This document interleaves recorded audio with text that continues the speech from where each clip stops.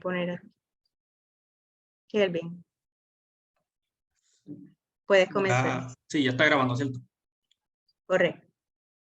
Sí, pues saludos nuevamente a todos. Buenos días. Mi nombre es Kelvin Merced Rivera. Yo soy estudiante graduado de la doctora Irma Cabrera. Y durante el día de hoy yo les estaré hablando sobre la incidencia poblacional de insectos vectores en plántulas de sandía en vivero.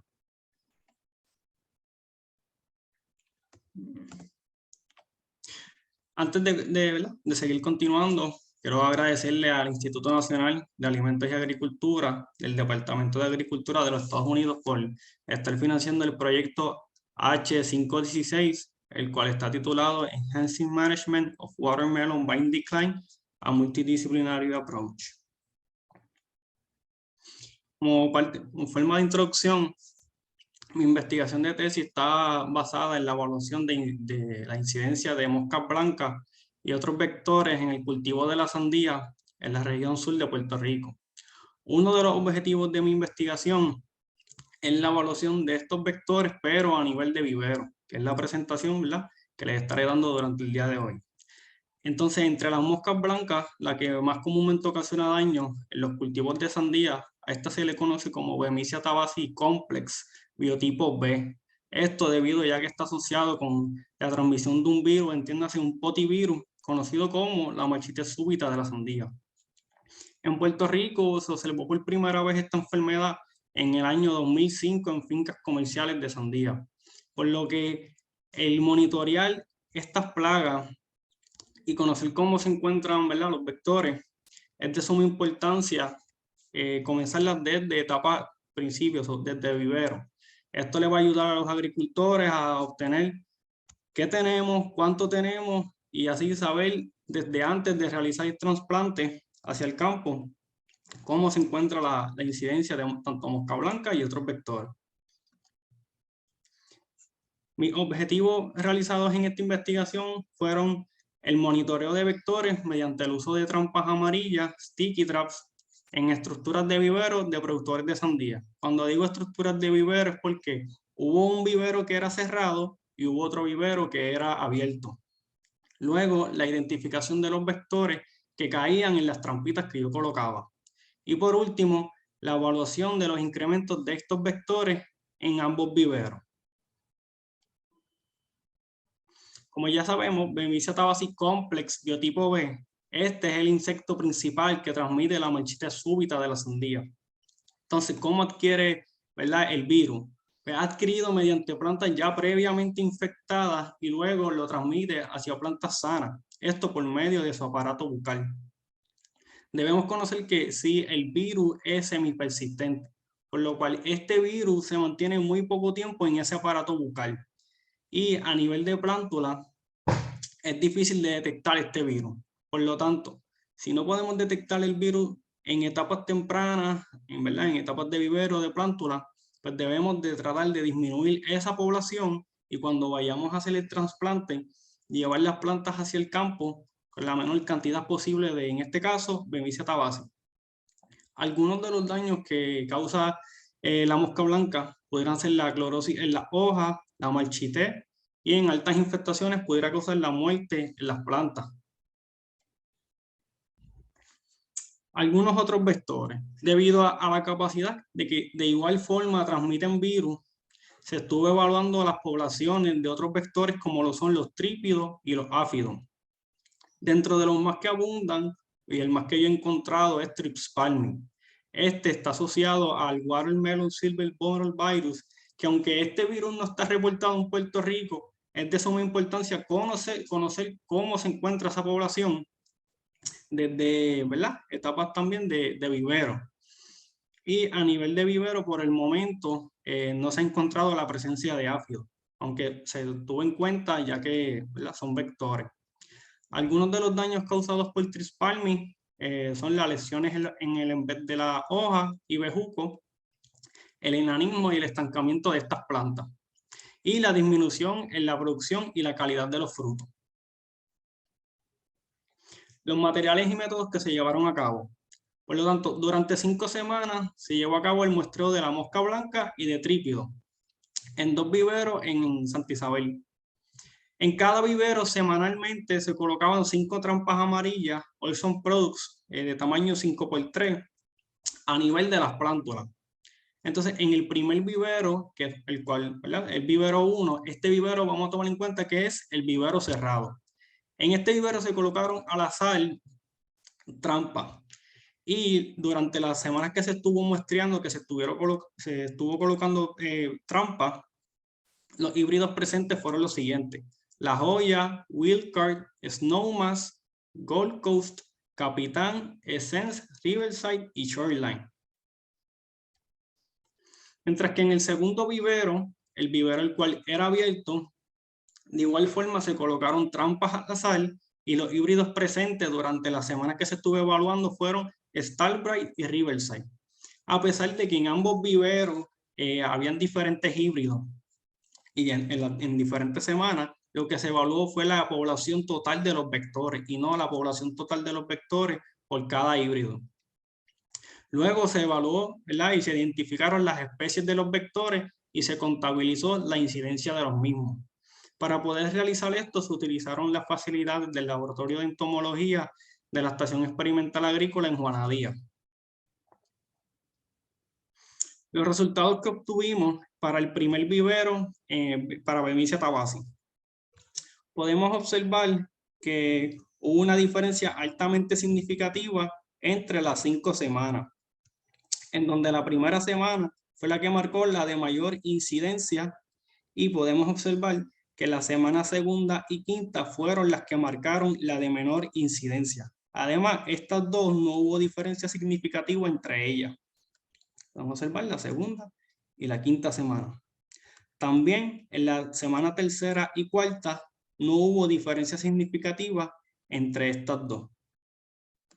Y otro dato que podemos ver es que para la primera semana, como indiqué, que fue la que marcó la de mayor incidencia para la Bemisia tabaci, podemos ver que ya para la segunda semana hubo una disminución poblacional de la mosca. Luego, cuando vemos a la tercera semana y a la cuarta, hubo un aumento, pero se mantuvo esa población. Y ya para la quinta semana vuelve y disminuye. Ahí vamos viendo cómo van fluctuando esas poblaciones, ¿verdad? Semanalmente.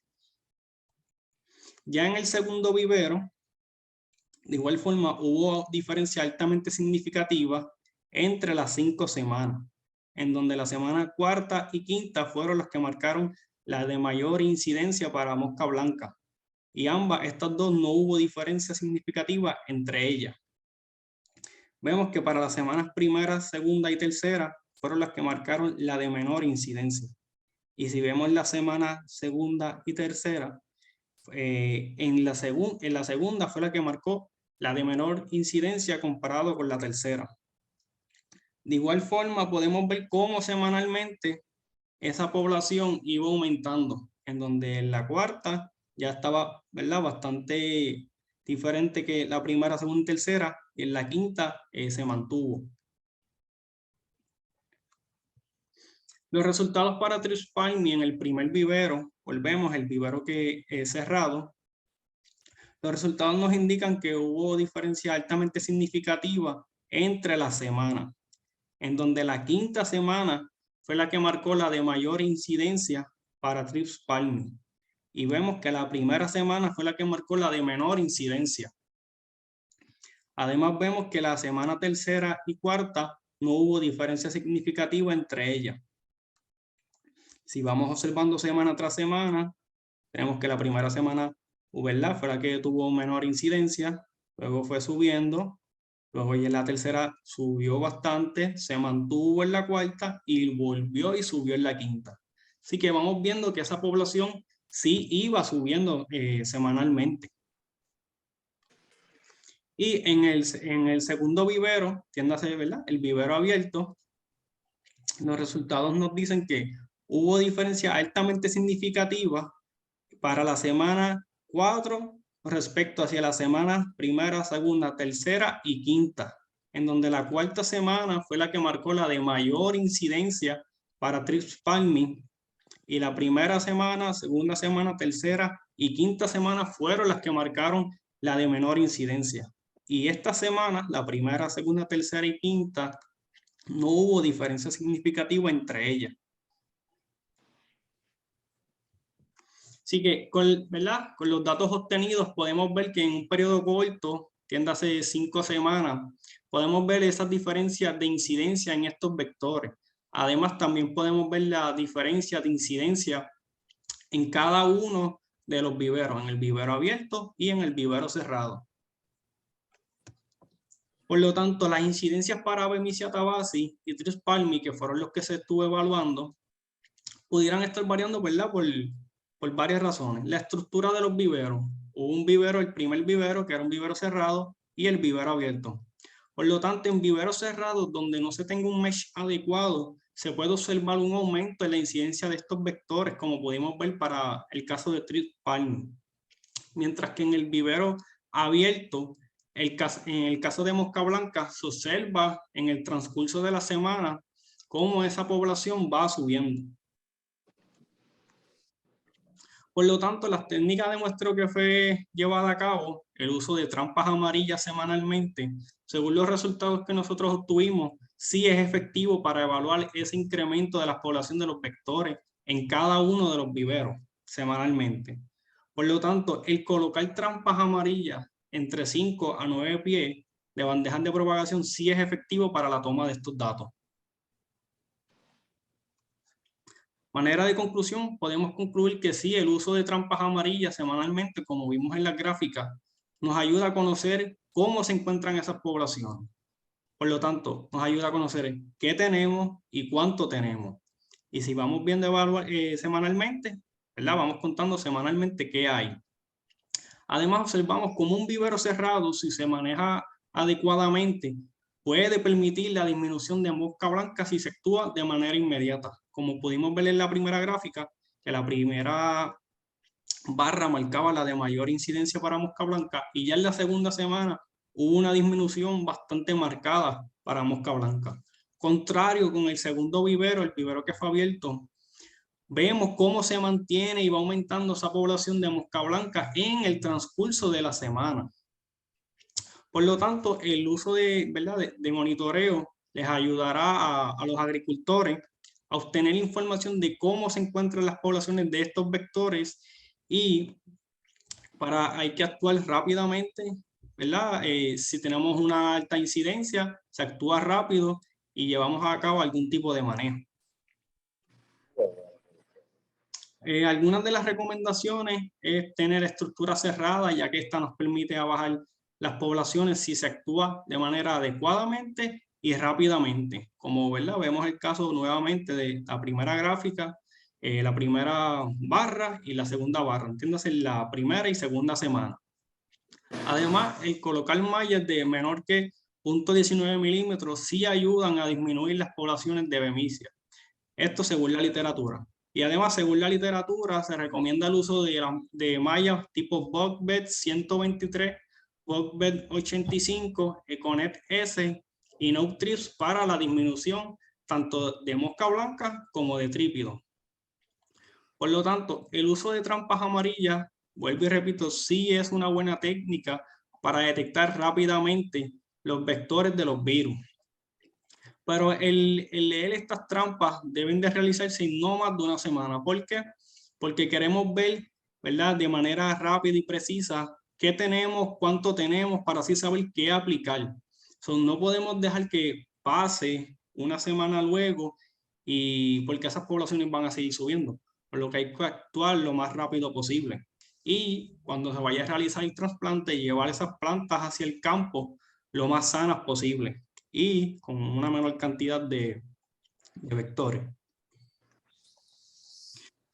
Por último y no menos importante, le quiero agradecerle a los agricultores de cada vivero por permitirme tomar datos en los viveros, en sus fincas, para llevar a cabo mi investigación de tesis y poder cumplir uno de estos objetivos, el cual fue el monitoreo de la incidencia de vectores a nivel de vivero.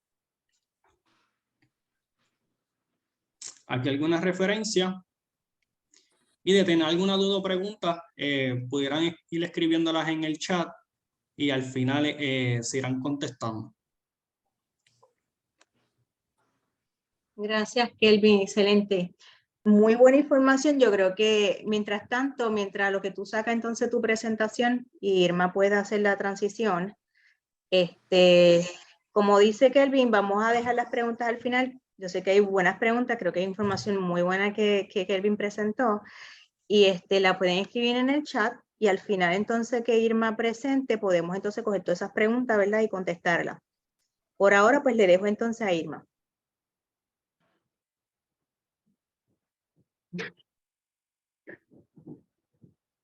Sí, saludos a todos. Voy a mover esto aquí. Espero que se esté viendo completa la presentación. En las partes mías, pues obviamente va a cambiar un poco de lo que estaba hablando Kelvin, pero no lejano de lo que son las hortalizas. Y es una guía que nosotros preparamos dentro del proyecto que tuvimos con la doctora Ermita Hernández y colaboró el agrónomo Alberto Vélez. Y fue una guía práctica, ¿verdad? Y visual de los insectos y ácaros más frecuentes en las hortalizas especiales y asiáticas en Puerto Rico. Esto fue bajo el proyecto Adaptability of Specialty Tomatoes and Asian Vegetable Variety in Different Production Systems en Puerto Rico. Y esto fue financiado por el National Institute of Food of Agriculture. Una de las cosas importantes de este índice, y al final lo van a ver, ¿verdad? Que va a ser una guía donde usted la puede localizar digitalmente. Después le voy a dar el enlace para que ustedes lo puedan tener accesible.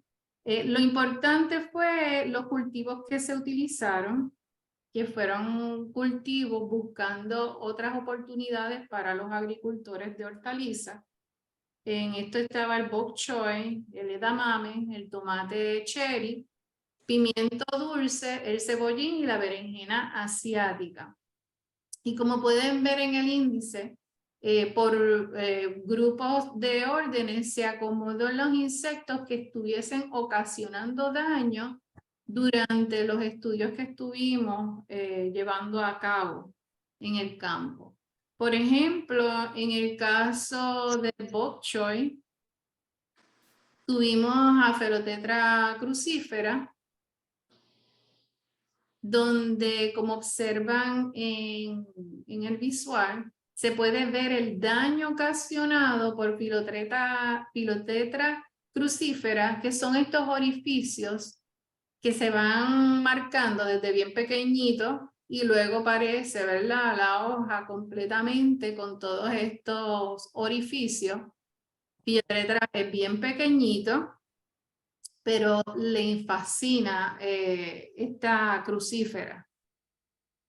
Segundo, vimos también otros barrenadores de la hoja, como fue Hippodamia convergens, Serotoma ruficolmins y Diabrotica, que entonces hacían estos orificios en las hojas. Sin embargo, en este caso, nosotros no podíamos diferenciar cuál de estos tres, ¿verdad?, hacía el daño del orificio, porque son daños similares. Por lo tanto, ustedes cuando tengan un daño parecido a esto, puede estar asociado con uno de estos tres individuos que tenemos aquí. Otra de las plagas que observamos ocasionando daños bien severos fue el hula. Esto es un lepidóptero que le gustan las crucíferas. Sin embargo, aquí no se había reportado daños de lula en el Caribe sí, y le fascina lo que es el bok choy. En el caso de lula, lo que hace es alojarse y barrenar el tallo, y entonces inicia el proceso de dañar y deteriorar y alimentarse de esa hoja que va creciendo, lo que provoca que la plántula no pueda crecer, no se pueda desarrollar bien en el campo y es bien difícil de manejarla. Tuvimos también a Pieris brassicae, que son estas larvas que ustedes ven en las hojas comiéndose todo el tejido. Y en este caso, Pieris lo que hace es poner una masa de huevo y te pueden salir de 10 a 20 larvas y ellas van, cuando van creciendo, van devastando verdaderamente. El bok choy no tiene muchas hojas, así que es bien difícil, ¿verdad? Que cuando vemos este insecto, devora casi totalmente la planta. Tuvimos también a Spodoptera ornithogalis, y Spodoptera albula, que son lepidópteros que van comiéndose el tejido del borde hasta que se pueden alimentar completamente de la hoja. También tuvimos a Plutela xylostela, que muchos de ustedes los agricultores, si hay agricultores dentro de Zoom, ¿verdad? Viendo la presentación, donde Plutela es la levilla dorso de diamante que más afecta lo que son los repollos. Pues obviamente como bok choy pertenece a esa familia, pues ella estuvo presente, pero no ocasionando tanto daño como lo hace con el repollo. Tuvimos también a Liriomicia trifolis, que es el minador de la hoja. En el caso de bok choy, te daña, va haciendo esa mina, igual que pasa en otros vegetales. Aquí tenemos la larva y pupa. Cuando pasamos a edamame, que fue otro de los cultivos que tuvimos presentes, tuvimos a Anticarsia hematilis, que va dañando y deteriorando las vainas, como pueden observar aquí en la imagen, va alimentándose, ¿verdad? Del tejido de adentro y de afuera y de los granos del edamame.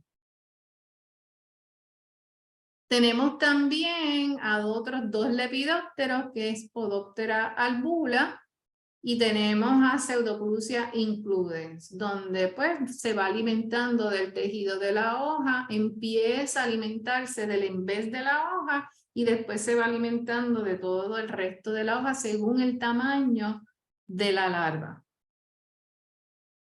Otra de las plagas es Bemisia tabaci, conocida recientemente como el biotipo B, donde molecularmente ya la asocian con el North African Middle East, que es como nuevamente se está conociendo a este grupo de Bemisia. Con respecto al tomate, cherry y uva, las plagas que observamos son las comunes que dan en el resto de los tomates de mesa. Tenemos a Bemisia. Vimos presentes a Trip palmi y Frankiniella churstei. En este caso, Trip palmi la vamos a poder observar en la parte de las hojas. Y en el caso de Frankiniella churstei lo vamos a ver más concentrado en lo que son las flores de la planta. Aquí también podemos ver a Pseudoplusia includens comiéndose, como les dije, primero la parte del envés de la hoja. Y también tuvimos el lepidóptero de la fruta, el Helicobacter pacea, que pueden observar los daños, ¿verdad? En el caso del cherry tomato, le daba también al que es oblongo, pero más severamente al cherry porque tiene más área.